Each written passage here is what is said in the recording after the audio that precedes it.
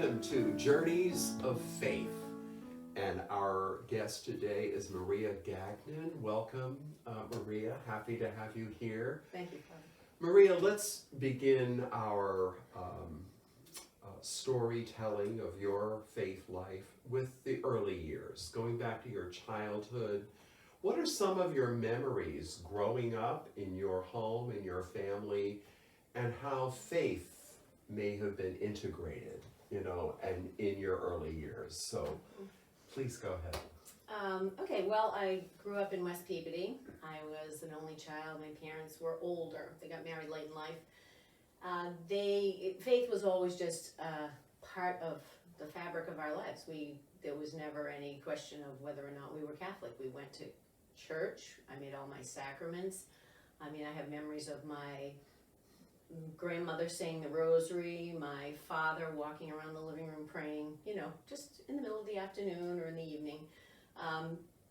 It was not anything that was extraordinary. There were no big moments, family dinners, but always underlying that faith, we were Catholic, and that's all there was. It was, I was half Irish, half Italian. It was just the basis of everything that I knew. As I got older, I went through that teenage years where we went to church. I wasn't really paying attention. And then my father died of a brain tumor when I was 19. And that really threw me for a loop. I had lost both sets of grandparents by the time I was 11.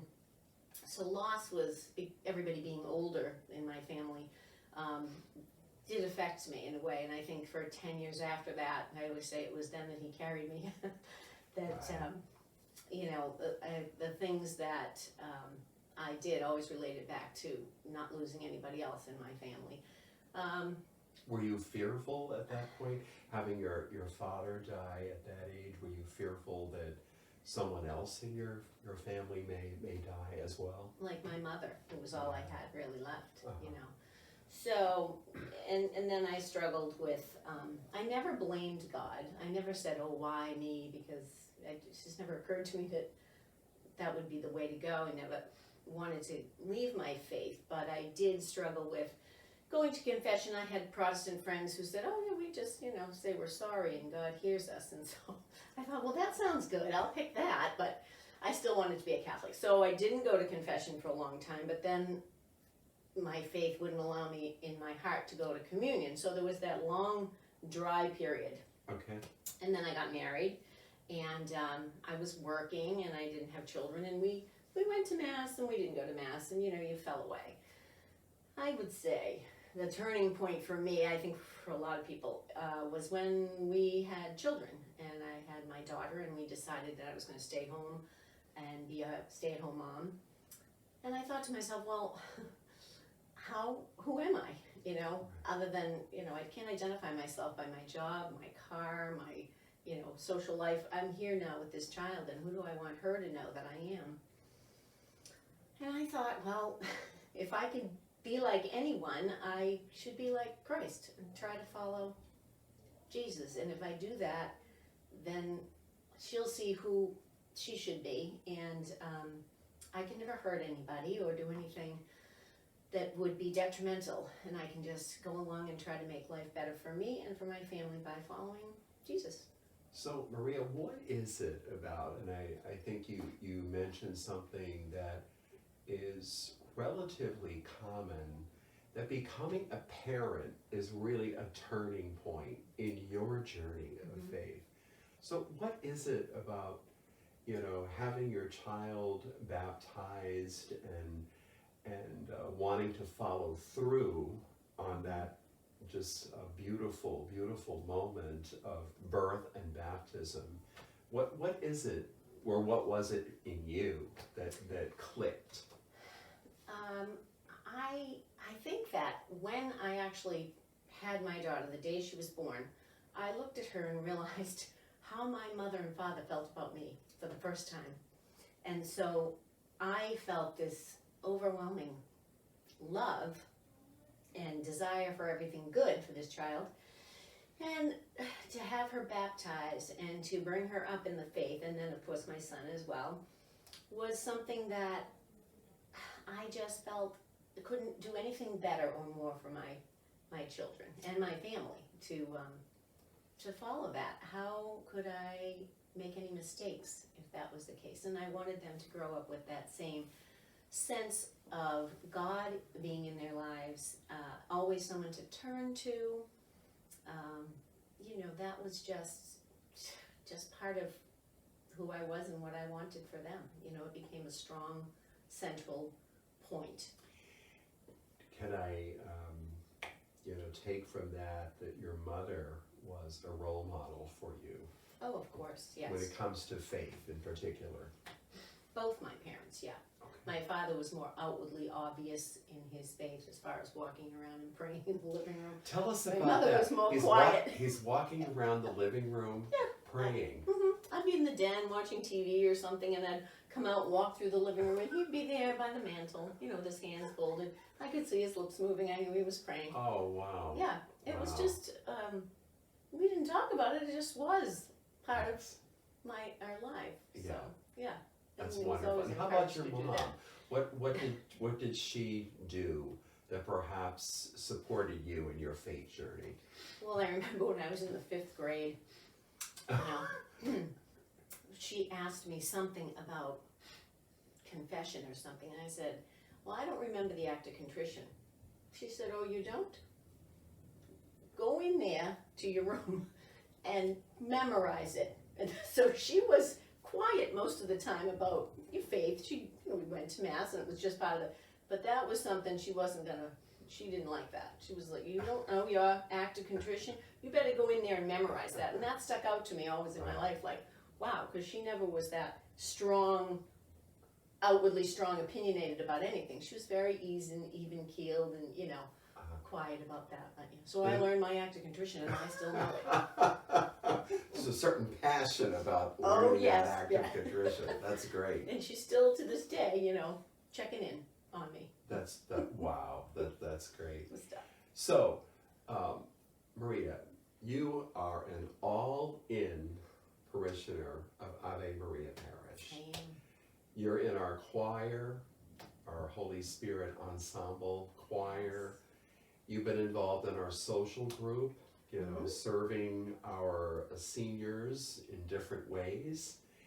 And more recently, you've been involved in our bereavement ministry and as an altar server, at funerals. Mm-hmm. So tell me about all of that involvement and what is your motivation for doing that, and what have you received, in giving yourself in service to our parish in those different ways? Well, as I've gotten older and I've been retired now for the last few years, I found that my faith was needing to be expressed more. Mm-hmm. And I am a person of service. If you ever do that little test, the 5 love languages, you find out what your strengths are: communication, service, whatever. My strongest love language was service. So I've always enjoyed being able to help in some way or another.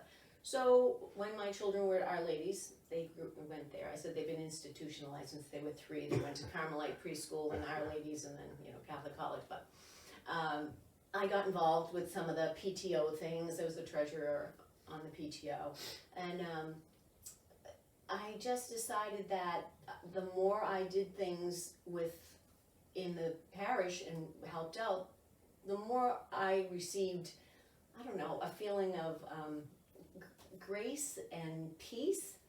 I just was very happy in anything I chose to do, even if it was uncomfortable. Sometimes it can be, the learning process, altar serving. So, but somehow you kind of challenged yourself to go in new territory, so to speak, in a new ministry or new form of service, but because you realize this is not only a service that the parish offers people in different ways, but it energizes you too. You receive so much more in return. Mm-hmm. Even going to the social group, right, which is after we say the rosary Wednesday mornings before Mass, then we have Mass, and then we go down. Angela, who we love, does the coffee and the little snacks, and just meeting people of with the same outlook that I have, with the same. I've learned from those people. I've learned from Nina Pension's Bible study on Friday morning. I just opened myself up to more learning opportunities, whether it's here, and the friends that I've made have been lifelong friends. We were on the pre-Cana team when we first started here years ago. Father Farrell asked my husband and I, would you like to be on the pre-Cana team? And I said to him, Father, I don't know if we qualify. He said, well, you're married. I said, okay, well, the bar is very low, so we can probably do that. So we made lifelong friends through that, and it was wonderful, from, Terry Hall and John Hall to Hank and Agnes Vandell, that wide range of ages and experiences just enriched our faith life and our community. We just enjoyed every second of it, my husband and I. So I would say it's just evolved from there. A lot of friends have taught me about things like, I spend a lot of time now in the morning. I'm not a long time prayer in one spot. I tend to be, during the day I spread it out. Like your father going around the living room, right? Yeah, I do. And I listen to Catholic, Sure. Christian radio, music. I love Yes. music because, when you sing, you pray twice. Amen. So 107.3 FM, that is K-Love, and they play Christian music. So I listen to that in the car, so I'm getting a little bit there. Sometimes I say the Divine Mercy Chaplet. I look at YouTube to find different things, the rosary, or all different types of things, and I save those things. And then on Instagram, like social media is huge, and so I am on Facebook to see friends, and I am on Instagram, but I tend to follow things that are Catholic, so EWTN, or my favorite, St. Mother Teresa. And when I see a prayer or something I love, I take a screenshot and I put it in my notes so that when I want to pray, I go back and find my little prayers, St. Gertrude and what have you. But I think that when I first went back to really being committed to my faith and not wanting to pick and choose the parts I liked, I used to pray before Mass and also after communion that the Lord would take me by the hand, never let me go. He hasn't. And again, when I look back, I see all the ways that He's propped me up and kept me with Him, and brought me back on the path. What are some of the challenges? Let's follow that train of thought. What are some of the challenges you have faced, in living your life of faith? Because we all have those challenges. Mm-hmm. Can you talk about, a challenge or two that you have faced?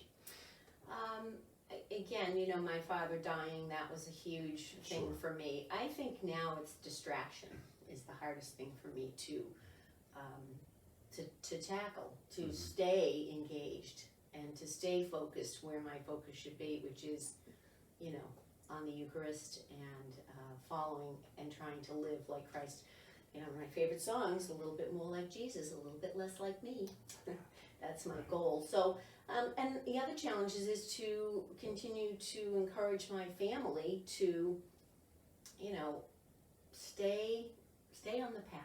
Stay on the path. I mean, we all go off the road and into the weeds now and come back, but, I have 2 children. One is more involved and has always been on that road, maybe easier. The other one has the distractions that I had growing up, but I can see him coming back. In fact, we had a conversation that he had been talking to another Catholic person, and he was hours. I was like, where are you? He was still at this restaurant bar, and finally he came home and he said, oh, we were talking about faith and how, he said, I think, I really am going to start trying to go to Mass more. Thank you. That's great. So that's wonderful. That's the challenge, I think, more than anything. So you talked about how much you love to sing, and of course your daughter is one of our fantastic cantors Oh yes, she's very at Ave Maria Parish. You've talked about serving the social group, and you've also spoken about the education, the ongoing formation, if you will, from Nina Pension's class. you were in discipleship school too, I weren't was, you? yes, yeah. So all of that suggests community Mhm. to me.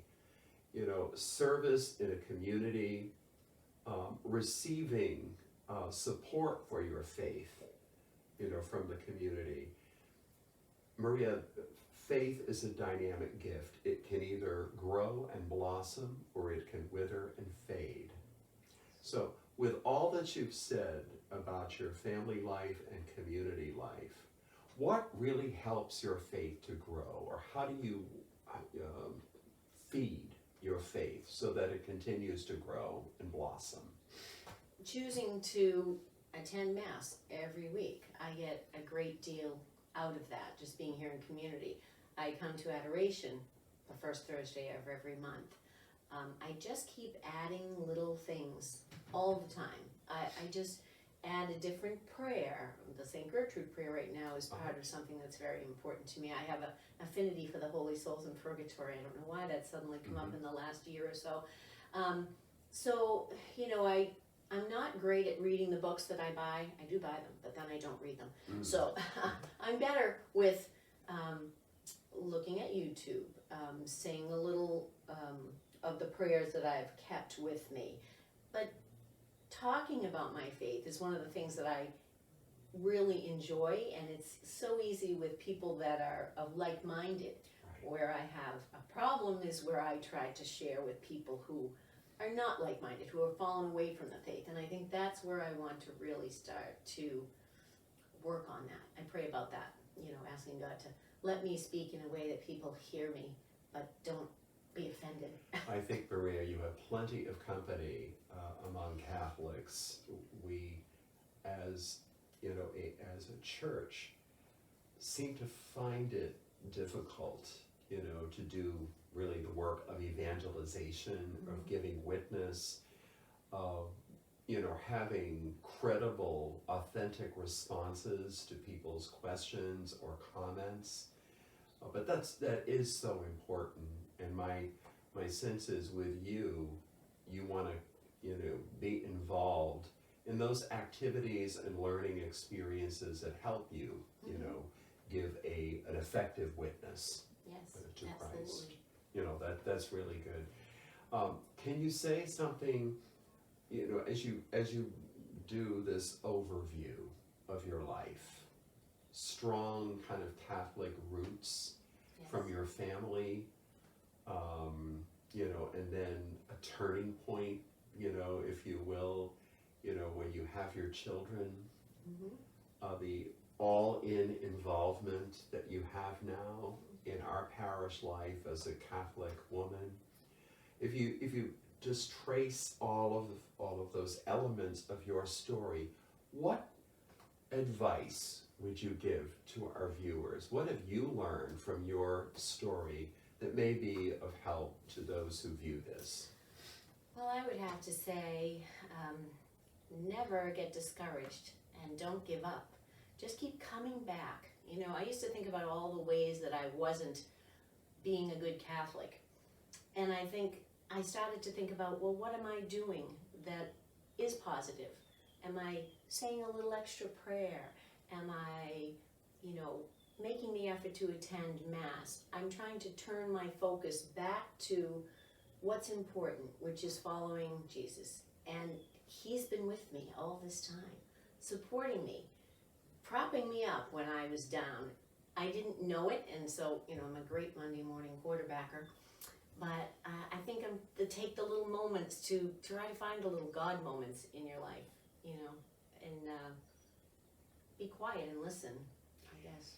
And I love the openness that you're expressing here, that you are always kind of pushing yourself to grow, whether it's adding another prayer, another part of your spiritual regimen, or things like altar serving, you know, at funerals. You probably could never imagine yourself in that particular role, but you're doing that now and doing it very well, Maria.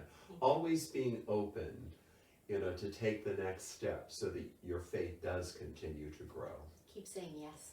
Keep saying Yes, that's a wonderful word to conclude our interview here. Thank you so much, Maria, for joining us today. You're welcome. And please watch for our next episode of Journeys of Faith.